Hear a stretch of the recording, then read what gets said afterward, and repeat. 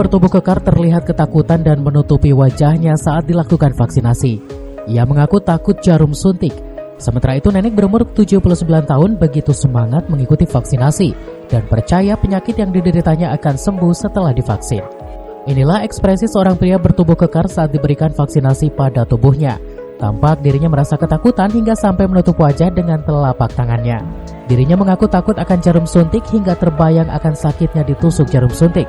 Bahkan saat sebelum divaksin ia merasa was-was dan cemas, juga terbayang rasa ketakutan yang besar. Karena memiliki dorongan akan pentingnya sertifikat vaksin sebagai syarat di tempat kerjanya, ia pun rela mengikuti vaksinasi yang digelar di kantor desa Ciangsana, Kecamatan Gunung Putri, Kabupaten Bogor. Dan setelah dilakukan penyuntikan vaksin, ia pun merasa lega dan bayangan ketakutannya sirna.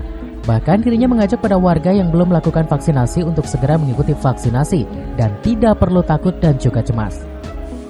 Ya, saya belum pernah waktu kecil aja jadi vaksinnya gitu.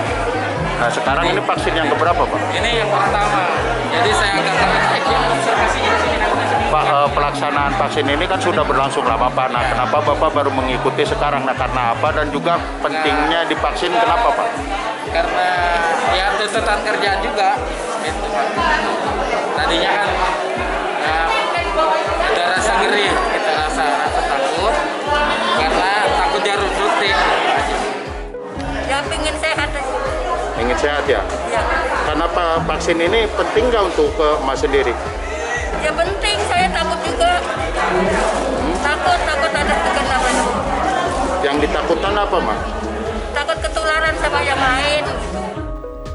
Lain halnya dengan Suprapti 79 tahun, ia begitu semangat mengikuti pelaksanaan vaksinasi bersama ratusan warga Ciangsana lainnya.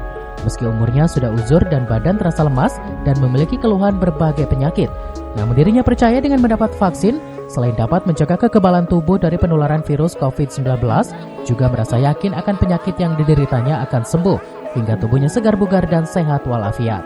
Dari Gunung Putri, Kabupaten Bogor, Edi Junaidi melaporkan. Thank you.